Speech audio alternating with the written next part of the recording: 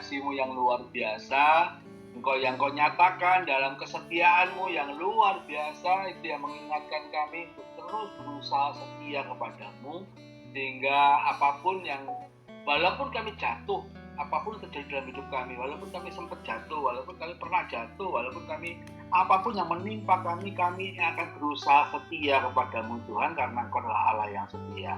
Dan dari peristiwa demi peristiwa yang terjadi, kami percaya kesetiaan kami pun akan terpupuk. Kesetiaan demi kesetiaan itu akan terpupuk ya Tuhan. Nah, pada akhirnya Engkau akan menemui kami adalah hamba-hamba-Mu yang setia, yang terus ada di dalam jalur-Mu. Terima kasih, biarlah hikmat-Mu turun atas kami ya Tuhan, juga untuk jemaat yang hadir saat ini, sehingga firman-Mu boleh kami sampaikan dengan lebih sederhana dan lebih mengena dan memahami, dan kami boleh memahami apa yang menjadi maksud hati-Mu. Terima kasih, kami serahkan semua dalam kuasa-Mu. Di dalam nama Tuhan Yesus, mari kita yang siap menerima firman Tuhan sama-sama katakan amin. Judul khotbah pada pagi hari ini adalah rubah kecil. Nah, kalau kita bicara tentang rubah kecil dengan judulnya, kita tahu bahwa itu terambil dari Kidung Agung. Ini adalah masalah kesetiaan, masalah tepat sekali tadi pujiannya ya, pas sekali. Itu bicara tentang kesetiaan, bicara tentang pasangan suami istri. Memang ini adalah hal yang sedang mengganjal hati saya, karena beberapa minggu yang lalu itu Bu Esti sedang mendoakan istri saya bahwa akan ada anak muda yang datang untuk berbicara, dan anak muda ini sudah dalam kondisi mau menyerah. Itu yang kemudian menjadi pokok dasar pembicaraan khotbah saya pagi hari ini, karena saya melihat bahwa dari apa yang kami rawat, kami memang merawat beberapa orang, dalam artian bukan merawat orangnya dalam rumah kami, tapi merawat mereka konseling yang rutin datang. Maka usia yang menjadi concern saya adalah usia dari mereka yang melakukan perselingkuhan. Kita perjelas ya, langsung saya katakan ya, perselingkuhan. Itu ternyata ada yang usianya 50 lebih. Bukan didominasi oleh mereka yang usianya 30 atau 40, tetapi ada yang usianya 50 lebih. Nah, yang kemarin itu menjadikan saya syok sekali, karena usia pernikahan mereka baru mencapai 4 atau 5 tahun. Dan kejadiannya ternyata di malam pengantin. Ini sebuah kisah yang menarik yang nanti saya bahas. Kenapa saya harus memberi judul rubah kecil? Semuanya ini adalah untuk ingatan bagi kami bahwa tidak ada yang kebal terhadap dosa. Siapapun dia, baik itu hamba Tuhan, baik itu pengusaha, baik itu orang kantoran, baik itu anak muda, anak mahasiswa, nggak ada yang kebal dosa. Nah, saya ambil ayatnya dari Kidung Agung 2:15. Tangkaplah bagi kami rubah-rubah itu, rubah-rubah kecil yang merusak kebun-kebun anggur kami yang sedang berbunga. Kebun anggur adalah berbicara tentang kehidupan kita anak-anak Tuhan. Rubah-rubah kecil itu adalah berbicara tentang persoalan-persoalan yang remeh, yang sederhana persoalannya, yang biasanya tidak akan jadi masalah bila persoalan tersebut bisa dikerjakan dengan seksama, pasti akan beres. Karena persoalan-persoalan kecil yang akan masuk itu akan cepat merusak kehidupan kerohanian seseorang yang sedang dalam proses pertumbuhan. Kadang ini bukan hal-hal yang jelek. Maksud saya persoalannya ya, karena ada dua hal. Karena sifat rubah, waktu saya tadi malam saya coba googling, sifat rubah itu ada dua hal yang menonjol, yaitu yang satu licik, yang satu lagi menyenangkan. Yang licik itu adalah karena kemampuan mereka mengecoh musuh dan menghindari musuh. Sedangkan yang menyenangkan karena rubah ini ternyata suka main-main, rubah kecil. Lucu dia kalau masih kecil. Kalau besar udah nggak lucu lagi. Nah, ini yang jadi masalah. Jadi mungkin itu dari awal itu adalah hal-hal yang menyenangkan. Nah, contoh kasus yang pertama yang saya sebutkan tadi adalah Ini ada sepasang suami istri masih muda. Pada awal sampai hari ini tidak terjadi hubungan suami istri. Jadi sudah 4 tahun sampai 5 tahun. Dan sebagai catatan, yang perempuan still a virgin atau dengan kata lain yang perempuan masih perawan karena tidak pernah disentuh oleh suaminya. Persoalannya bukan itu. Persoalannya adalah yang laki ternyata melakukan perselingkuhan demi perselingkuhan sampai 3 kali ditemukan oleh istrinya.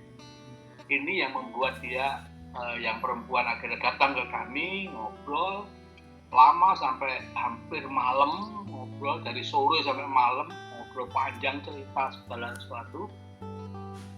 Kami masih berusaha mendatangkan suaminya karena di dalam proses seperti ini sulit tentunya kalau kita hanya berbicara satu pihak. Sulit sekali. Terus kemudian saya juga, karena saya kenal baik dengan mereka, jadi saya tahu background mereka, saya paham, jadi mengenai background segala macam saya nggak terlalu sulit untuk menelusurinya, tetapi kejadian ini yang cukup membuat kami kaget. Seperti itukah kejadiannya? Gitu loh. Seperti itukah? Makanya tadi disebutkan rubah-rubah kecil itu hal-hal yang menyakitkan, yang kecil, atau hal-hal yang menyenangkan. Hal yang kejadian ini adalah hal yang menyakitkan. Katanya pada awal malam pengantin itu gagal mereka melakukan hubungan suami istri, dan itu terus dan tidak pernah dicoba lagi dan terus sampai akhirnya masuk tahun kelima. Itu kasus yang pertama. Nah, kasus berikutnya hal demikian ternyata tidak hanya didominasi oleh anak muda.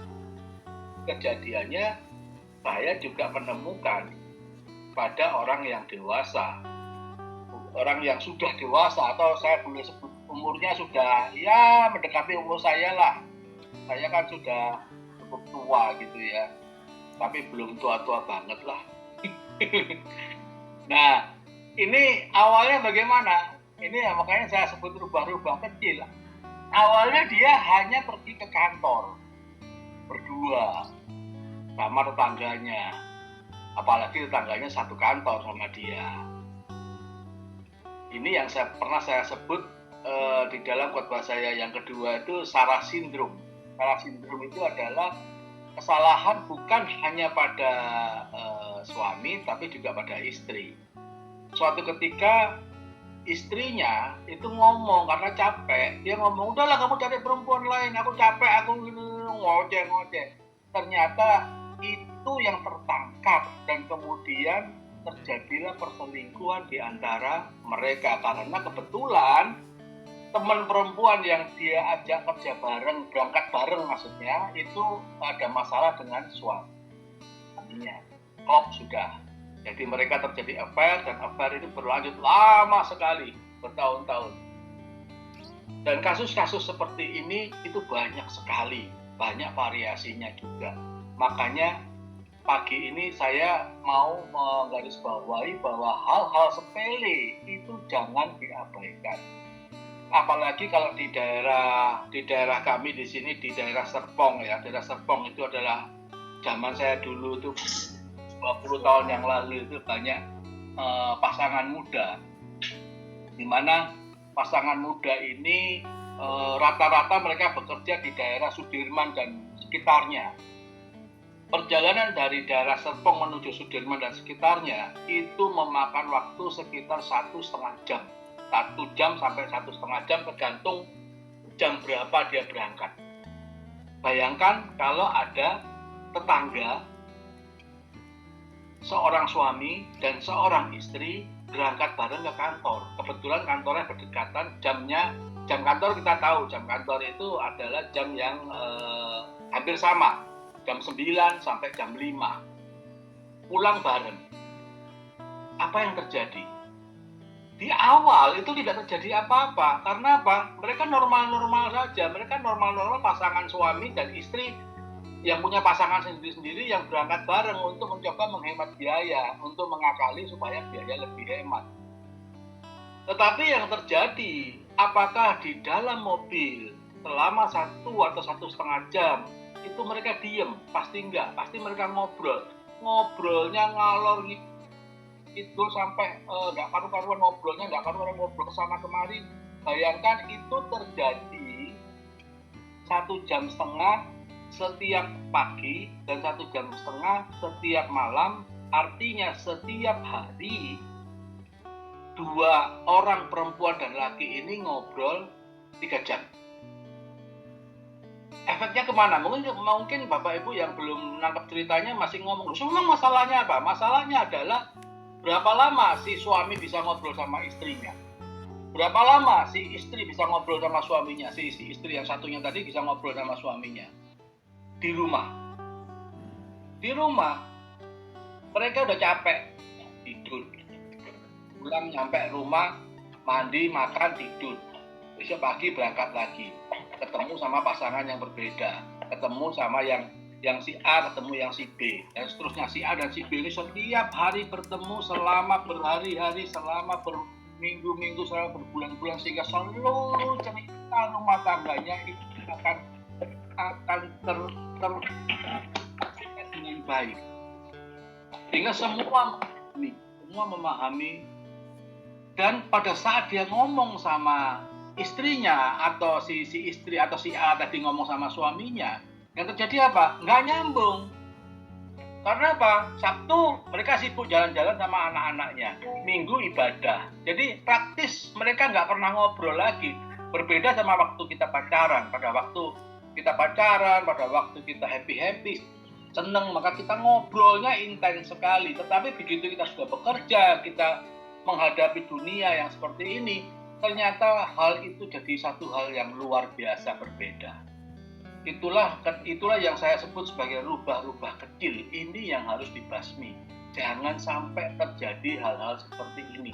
Karena pada saat kita nengok kepada orang di sebelah kita, pada saat kita nengok kepada suami atau istri kita, pada saat kita ngobrol karena ada masalah di kantor, kita ngobrol sama dia, kok gak nyambung.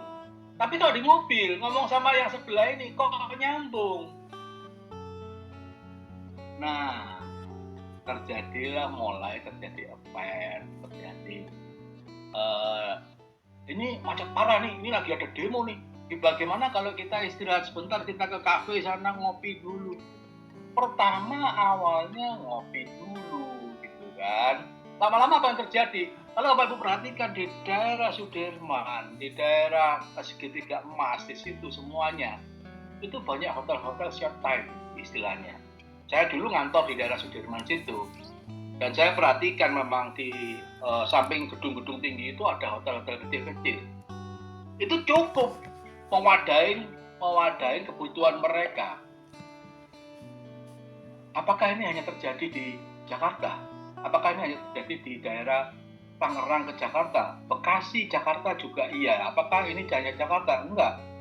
Saya nemuin kasus bahkan di kota kecil, di Mojokerto. Saya menemukan kasusnya. Si suami atau suami istri ini tinggalnya di daerah Sepanjang, dan dia harus setiap hari ke Mojokerto, dan istrinya bekerja di Surabaya, setiap hari harus ke Surabaya. Terjadi juga affair seperti ini juga. Jadi affair ini bukan hanya milik kota Jakarta, tetapi juga milik kota-kota lain yang sudah mulai maju, di mana pergerakan masyarakatnya sudah luar biasa, dan mereka harus untuk bekerja, mereka harus melakukan perjalanan yang cukup panjang. Nah, hal-hal demikian ini yang berbahaya. Itu yang perlu kita ingatkan kepada pasangan kita, kepada siapapun kita, apakah kepada anak kita. Karena kasus anak muda juga terjadi. Kalau kita perhatikan di daerah-daerah tempat bekerja atau daerah industri itu parah. Kalau Bapak Ibu ke daerah Rumut, Surabaya gitu ya, Rumut industri sana, dimanapun itu, maka itu kan banyak kontrakan-kontrakan yang tidak uncontrol sama sekali. Apa yang terjadi? Walau alam, hanya Tuhan yang tahu. Nah, makanya hari ini kita diingatkan supaya jangan sampai rubah-rubah kecil ini sangat mengganggu, karena sifat rubah ini yang cukup mengganggu. Nah, kalau sifat rubah ini yang mengganggu ini didiamkan, maka di 1 Petrus 5 ayat 8 dikatakan, sadarlah dan berjaga-jagalah, lawanmu si iblis berjalan keliling sama seperti singa yang mengaum-ngaum dan mencari orang yang dapat menelannya. Di Perjanjian Lama di Kidung Agung itu disebutkan sebagai rubah, tetapi di 1 Petrus rubah ini ternyata sudah menjadi singa yang mengaum-ngaum yang siap menelan. Kenapa demikian? Ini adalah juga masalah kodrat kemanusiaan, karakter manusia. Hal ini dikarenakan adanya perbedaan karakter pada wanita dan laki-laki. Ini yang perlu kita pahami, Bapak Ibu semuanya ya. Pada saat berhubungan seks, saya sebut hubungan seks langsung ya, bukan hubungan suami istri, karena mereka bukan suami istri. Kalau berhubungan suami istri mah gak ada masalah, itu kan suami dan istri. Tapi pada saat mereka berhubungan seks, di mana itu kejadiannya bukan suami dan bukan istrinya, maka itu berbahaya. Nah, wanita, apa perbedaannya? Wanita di dalam melakukan banyak kegiatan ini, maka itu banyak melibatkan perasaan. Ini yang kita mesti waspada. Sedangkan laki-laki hanya menggunakan hasrat dan nafsunya saja. Inilah yang membuat perbedaan yang cukup mencolok di dalam hal ini dan mengakibatkan runyam di akhirnya. Sehingga tadinya yang rubah, yang lucu, rubah yang menarik, itu jadi singa yang mengaum-ngaum, yang siap menelan. Nah, ini yang harus kita pahami. Karena seperti tadi data yang di tempat saya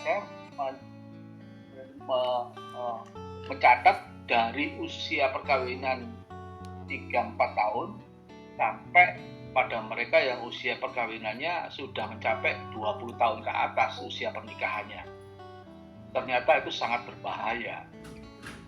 Jadi nggak ada usia yang aman terhadap ini. Nggak ada usia yang tahan terhadap godaan-godaan dosa seperti ini. Sehingga kita perlu wajib menjaga kekudusan. Jadi mendengarkan firman Tuhan, merenungkan tentang kekudusannya yang agung. Kekudusan bukan hanya sifatnya, tetapi juga panggilannya kepada kita sebagai umatnya. Kita dipanggil untuk hidup dalam kekudusan, menjadi pemegang terang dalam dunia yang kadang penuh dengan kegelapan.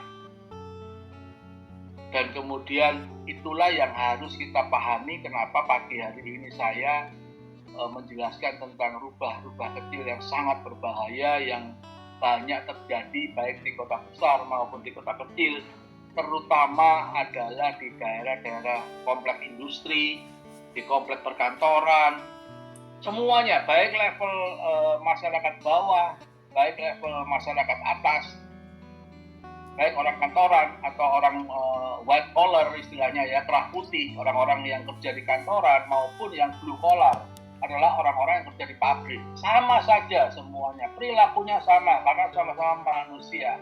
Itu yang harus kita sadari. Nah, sekarang persoalannya bagaimana mengatasi hal ini? Cara yang paling baik adalah kita harus menyadari tanpa kekudusan kita tidak bisa melihat Allah. Kemarin yang khotbah saya yang pada malam itu dijelaskan mengenai Keluaran 33 ayat 11. Dan Tuhan berbicara kepada Musa dengan berhadapan muka, dengan seperti seorang berbicara dengan temannya. Kemudian kembalilah ia berfirman, tetapi abdinya Yosua bin Nun, seorang yang masih muda, tidaklah meninggalkan kemah itu. Berarti Musa tinggal di ruang Maha Kudus, di mana untuk zaman itu kita ingat orang-orang yang masuk melayani Tuhan di ruang Maha Kudus adalah orang-orang yang hidupnya kudus. Nah, di sini Musa sehari-hari pada saat Yosua sehari-hari pada saat dia ditinggalkan Musa untuk dia melakukan kegiatannya sebagai pimpinan perjalanan, dan Yosua tetap di dalam ruang Maha Kudus. Jadi kekudusan Yosua lah sehingga dia bisa tinggal di ruang Maha Kudus. Bahkan lebih dari itu, Yosua dan Kaleb adalah hanya 2 orang yang berhasil keluar dari padang gurun dari mereka yang lahir di Mesir. Jadi hanya kekudusan yang bisa menyelesaikan persoalan kita. Ingat itu. Jadi ini adalah satu hal yang sangat krusial. Tanpa kekudusan orang tidak bisa melihat Tuhan. Nah, untuk bisa menjaga kekudusan, pertama-tama mari kita pahami arti kekudusan. Kekudusan adalah keberadaan yang suci dan bebas dari dosa. Itulah sifat Tuhan yang tidak dapat dicemari oleh kejahatan atau keburukan. Sebagai umatnya, kita dipanggil untuk meneladani kekudusan Tuhan dalam hidup kita sehari-hari.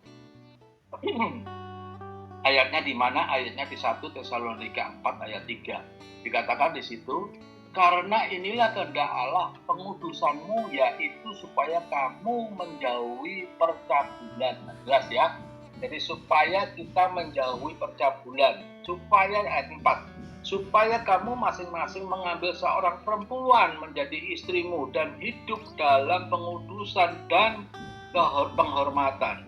Jelas di sini dikatakan supaya kamu masing-masing mengambil seorang perempuan, bukan laki-laki ya. Ini ngomong sama laki-laki, dia ngomongnya perempuan. Jadi seorang laki-laki itu perlu mengambil seorang istri untuk menjaga. Tapi apakah dia perlu harus nikah atau enggak? Maksud saya bukan hal ini ya. Tapi kalau dia bisa menjaga kekudusan dan dia tidak mau menikah, sebetulnya juga nggak masalah. Paulus juga mengatakan seseorang boleh tidak menikah asal dia bisa menjaga hidup. Tapi kalau dia tidak bisa menjaga hidupnya, adalah baik supaya masing-masing mengambil seorang perempuan menjadi istrimu sendiri dan hidup di dalam pengudusan dan penghormatan. Jadi hubungan suami istri itu adalah hubungan yang kudus. Jangan salah, jangan sampai berpikir yang enggak ya, karena hubungan suami istri itu adalah hubungan yang kudus. Itu yang perlu kita camkan. Bukan di dalam keinginan hawa nafsu, ayat 5, seperti yang dibuat orang-orang yang tidak mengenal Allah.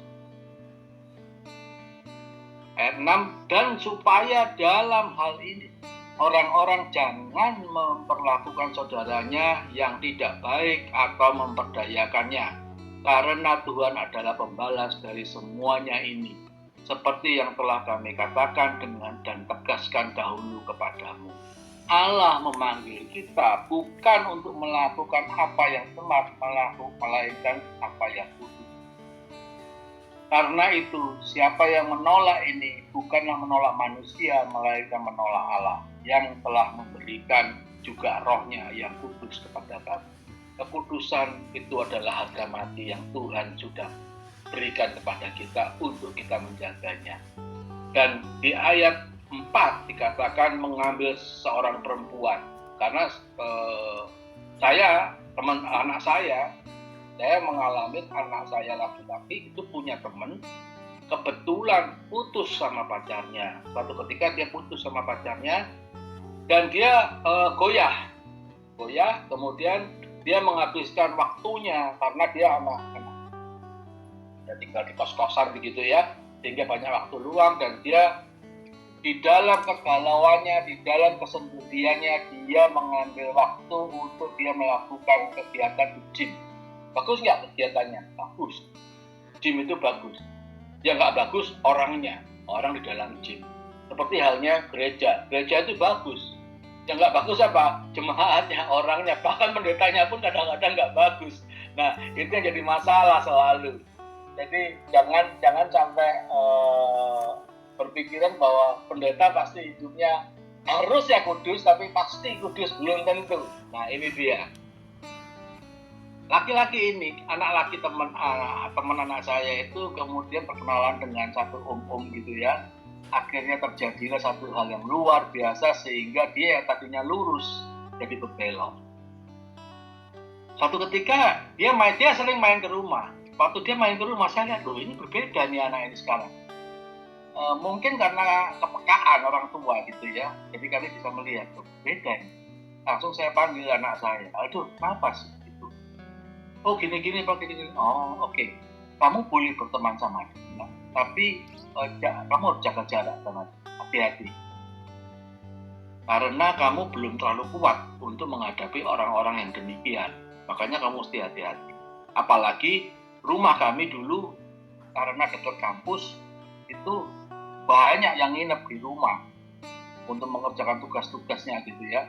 Jadi kalau mereka sedang ada tugas, satu kelompok isinya 20 orang, 10 orang, udah kalau udah tugas rumah juga kayak kandang.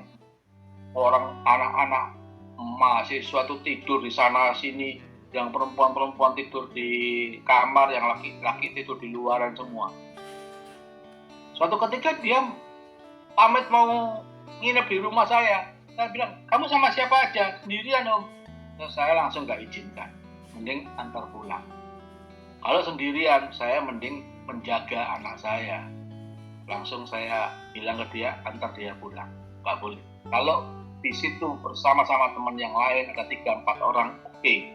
Tapi kalau hanya sendirian, no. Kan dia punya rumah kamar kos-kosan, kenapa nggak pulang aja? Nah, itulah hal-hal yang terjadi yang harus kita waspadai sebagai orang tua, yang sulit terjadi apabila itu adalah terjadi pada anak kos. Karena siapa yang ngawasin mereka? Ini yang sebuah tanda tanya besar yang perlu kita pikirkan. Anak kos ini ternyata rentan sekali masalah-masalah seperti ini. Baik itu anak kos, baik itu orang kantoran. Makanya hal-hal seperti ini, rubah-rubah kecil ini jangan sampai terjadi dalam hidup kita. Usir rubah-rubah kecil ini, tangkap rubah-rubah kecil ini. Di dalam Kidung Agung dikatakan, tangkaplah rubah-rubah kecil itu bagimu. Saya bacakan lagi ke atas ya. Tangkaplah bagi kami rubah-rubah itu, rubah-rubah yang kecil yang merusak kebun anggur. Dia merusak kebun anggur, dia merusak kehidupan. Padahal kebun anggur kami sedang berbunga, artinya belum berbuah. Ini adalah hal-hal yang baru, hal-hal yang masih kecil, yang sangat berbahaya dan sangat rentan. Dan tadi juga saya jelaskan tentang perbedaan laki-laki dan perempuan yang akan mengakibatkan hal-hal yang luar biasa. Saya bukan nakut-nakutin, tetapi saya memberikan satu solusi. Jadi walaupun kehidupan kekudusan tidaklah mudah di tengah dunia yang sering menawarkan godaan dan godaan dosa, kita dihadapkan pada tantangan untuk tetap setia pada panggilan kekudusan. Bahkan ketika godaan datang, tetapi kita harus mengingat janji Tuhan bahwa Dia tidak akan memberikan cobaan di luar kemampuan kita. Dan bersama cobaan itu, Dia, Tuhan, akan memberikan jalan keluar. Kita baca di 1 Korintus 10 ayat 13, pencobaan-pencobaan yang kamu alami ialah pencobaan-pencobaan biasa, yang tidak melebihi kekuatan, sebab Allah setia dan karena itu Ia tidak akan membiarkan kamu dicobai melampaui kekuatanmu. Pada waktu kamu dicobai, Ia akan memberikan kepadamu jalan keluar sehingga kamu dapat menanggungnya. Nah, inilah kunci, inilah jalan penyelesaiannya. Kalau kita sudah kejegur, kita sudah kecemplung, kita sudah masuk di dalam jebakan si rubah kecil itu, cepat-cepatlah keluar. Dengan cara bagaimana? Akui perbuatan Anda terhadap pasangan suami dan istri Anda supaya mereka bisa lebih melakukan kontrol. Dan baik untuk suami dan istri yang mengalami pasangannya mengalami ujian dan cobaan yang seperti ini, ampuni mereka. Itulah di dalam saya untuk melakukan konseling pranikah. Biasanya saya tanya, di awal pertemuan selalu saya tanya, kalian sudah berhubungan atau belum? Itu pertanyaan standar. Pertanyaan berikutnya adalah, seandainya di tengah-tengah perjalanan hidup kalian, salah satu dari kalian itu selingkuh, apa yang terjadi? Apakah kalian mau saling mengampuni? Tidak gampang Bapak Ibu. Ngomongnya enteng, saya ngomong enteng. Tetapi pada saat kita menghadapi itu tidak gampang. Karena dosa itu terus mengintip. Dosa itu ibarat singa yang mengaum-ngaum, yang berkeliling tadi. Dia melihat celah kita. Kadang-kadang laki-laki itu suka melihat yang cantik-cantik. Boleh nggak melihat yang cantik-cantik? Boleh. Yang perempuan boleh nggak lihat yang cakep-cakep? Boleh. Normal itu. Tetapi jangan diteruskan. Diteruskan itu gimana? Seandainya. Nah, kata seandainya ini sangat berbahaya. Seandainya itu sudah masuk dalam dosa. Karena kita sudah berbuat dosa dengan pikiran kita. Anda sudah berzina dengan pikiran. Kata seandainya itu adalah awal dari dosa. Cepat bertobat. Mumpung dia masih berupa rubah kecil, cepat bertobat. Belum dia menjadi singa yang siap menelan kita. Kalau dia sudah jadi singa yang siap menelan kita, berbahaya. Berbahayanya apa? Di dalam beberapa kasus yang saya temukan adalah okultisme ikut bertindak. Makanya nanti suatu ketika saya akan bicara tentang okultisme. Okultisme ikut bertindak. Kenapa? Karena yang perempuan nggak mau ngalah. Dia nggak mau diselesaikan. Gue maunya terus sama kamu, nggak apa-apa. Aku punya rumah tangga sendiri, kamu punya rumah tangga sendiri, nggak apa-apa. Tapi asal kita jalan terus. Suatu ketika kan pada saat salah satu pihak ditegur oleh Tuhan atau dia tersadarkan oleh firman Tuhan, dia kepingin kembali seperti semula, kepingin kembali kepada hakikatnya yang awal sebagai suami yang benar atau istri yang benar. Biasanya pihak perempuan yang nggak mau ngalah. Karena apa? Karena tadi yang saya bilang, perempuan itu memakai perasaannya untuk bisa melakukan hubungan seks tadi. Kalau laki-laki hanya butuh nafsu. Dan itulah jadi masalah yang cukup besar setelah terjadi perselingkuhan itu. Jadi mari kita semuanya jaga diri kita. Kita semuanya tidak imun, tidak imun itu tidak terlalu tahan terhadap godaan dosa. Tapi baiklah kalau kita tahu ini sudah mengarah ke sana, ini sudah tidak baik, kita menghindar. Kalau diajak bareng sama orang-orang tetangga ke kantor, sejurusan ke kantor, boleh sekali dua kali. Saya tidak mengajarin untuk menolak mereka. Makanya itu ada hal yang menyenangkan. Ini ada temennya nih, enak nih. Tapi jangan tiap hari. Kalau tiap hari, apalagi itu laki dan perempuan, itu masalah. Terus kalau laki-laki boleh Pak? Belum tentu juga. Kalau laki-lakinya bengkok, ya sudah sama aja. Kalau perempuan sama perempuan yang bengkok, ya sama aja. Itu malah lebih parah karena lebih sulit diselesaikan. Ada banyak hal yang terjadi.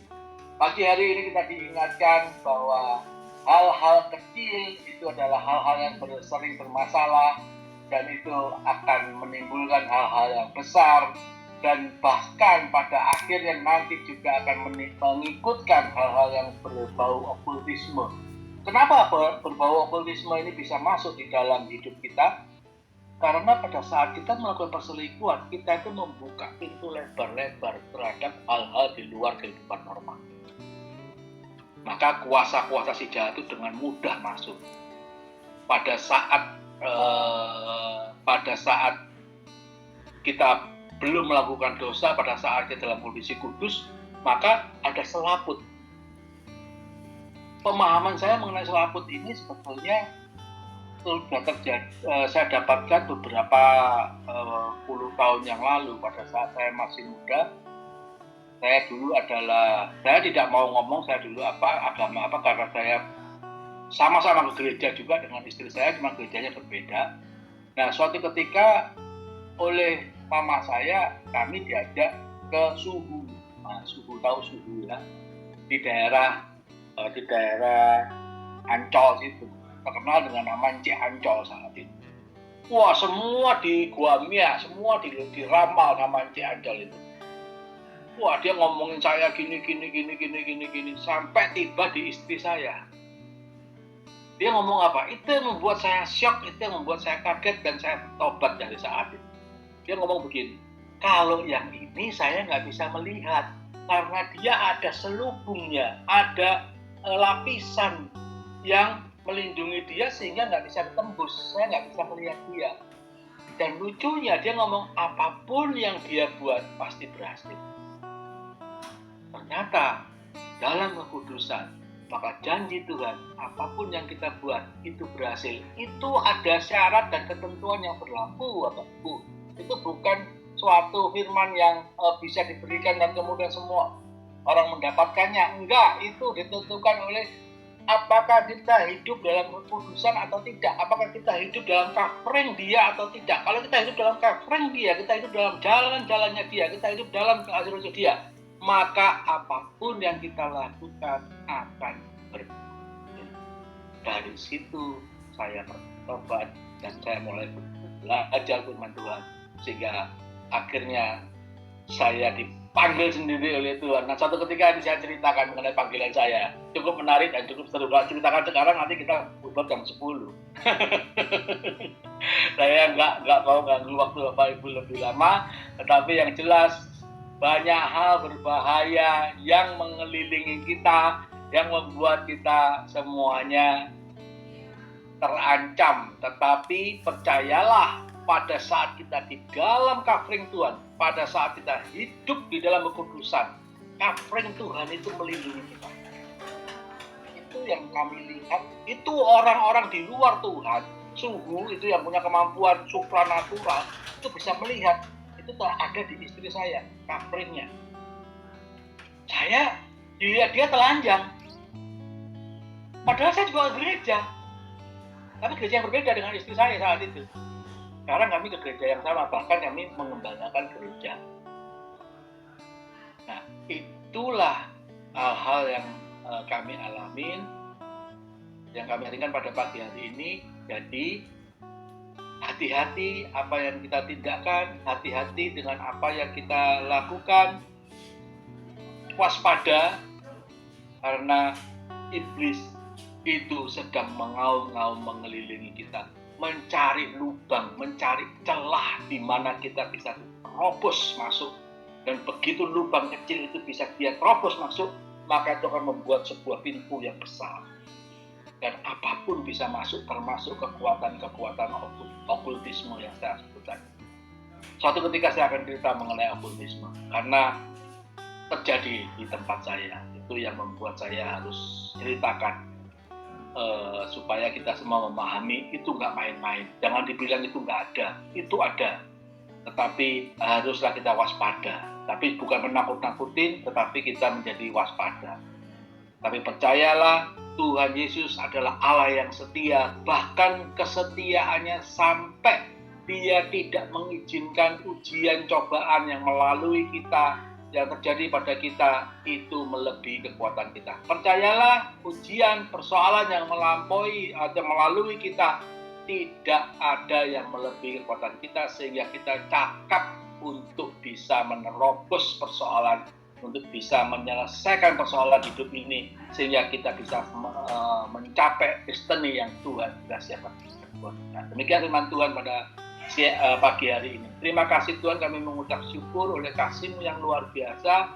Biarlah kami semuanya boleh memahami bahwa hal-hal kecil itu bisa berbahaya, itu bisa berkembang dan akhirnya menjadi hal yang besar yang sulit kita tanganin, yang membutuhkan korban kadang-kadang ya Tuhan. Jangan sampai ada korban di tempat ini ya Tuhan, ataupun dari keturunan anak, istri, suami kami ya Tuhan. Tidak ada mereka yang jadi korban, karena kami semuanya menjaga kekudusan. Terima kasih Tuhan, kami serahkan semua dalam kuasa-Mu di dalam nama Tuhan Yesus. Kita berdoa dan ucap syukur, haleluya, amin. Kami serahkan ke Pak Nando yang sudah siap-siap. Ya, baik. Ya, baik, terima kasih Pak Pendeta Yesua, firman yang memberkati kita pagi hari ini. Kita harus waspada, jaga-jaga yang buka celah, ya. Kita tadi Pak Yesua bilang kita belum imun terhadap dosa, atau kita belum kebal terhadap dosa, dan ingat bahwa iblis jauh lebih tua dari kita ya.